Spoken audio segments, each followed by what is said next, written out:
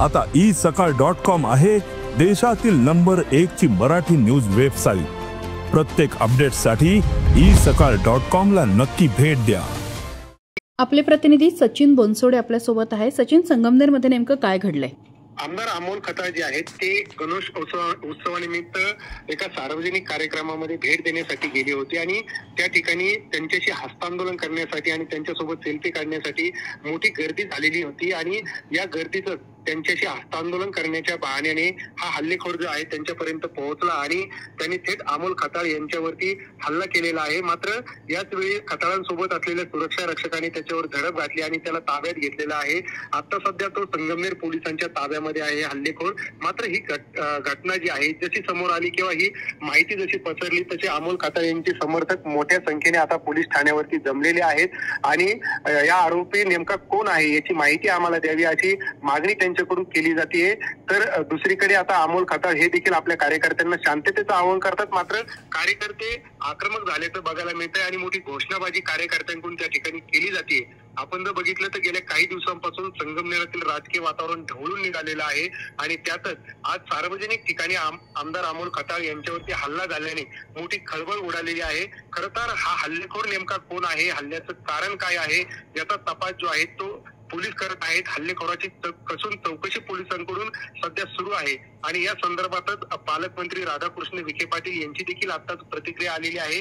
त्यांनी या हल्ल्याचा निषेध केलेला आहे आणि संगमनेरामध्ये असं महायुतीचे आमदार किंवा महायुतीच्या कार्यकर्त्यांवरती भ्याड हल्ले होणार असतील तर महायुतीचे कार्यकर्ते देखील जशाच तसं उत्तर देतील अशी आक्रमक प्रतिक्रिया जी आहे ती विखे पाटलांनी देखील दिलेली आहे। खताळ यांची प्रकृती कशी आहे आता? खताळ यांची प्रकृती जी आहे म्हणजे ही गंभीर स्वरूपाची त्यांना काही इजा झालेली नाहीये, कारण पोलिसांनी तात्काळ त्या ठिकाणी हस्तक्षेप करत त्या हल्लेखोराला ताब्यात घेतलं। मात्र अचानकपणे हल्ला झाल्याने खताळ देखील काही काळ गोंधळून गेले होते। मात्र आता सध्या ते कार्यकर्त्यांमध्ये आहेत आणि कार्यकर्त्यांना शांततेचं आवाहन करतायत। काही राजकीय कनेक्शन हल्लेखोराचं किंवा काही माहिती समोर आली आतापर्यंत? अद्याप तरी या संदर्भात काही राजकीय कनेक्शन किंवा या हल्ल्यामागे नेमकं कारण काय हे अद्याप तरी समोर आलेलं नाहीये। खरं तर पोलीस चौकशीतूनच हे समोर येईल। मात्र उद्या या घटनेचे मोठे पडसाद जे आहे ते संगमनेरात उमटण्याची शक्यता आहे। धन्यवाद तुम्ही दिलेल्या माहितीबद्दल।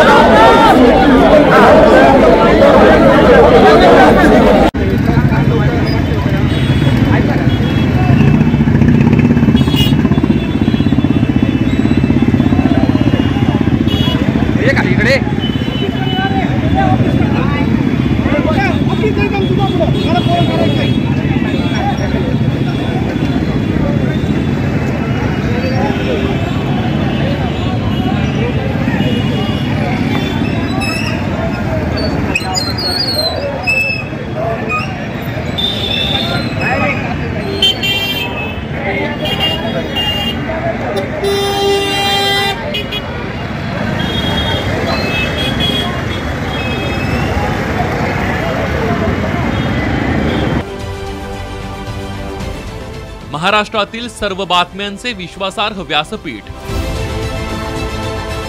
सकाळच्या सर्व सोशल मीडिया प्लॅटफॉर्मला लाईक, फॉलो आणि सबस्क्राईब करा। तसंच सर्व नोटिफिकेशनसाठी बेल आयकॉन प्रेस करायला विसरू नका।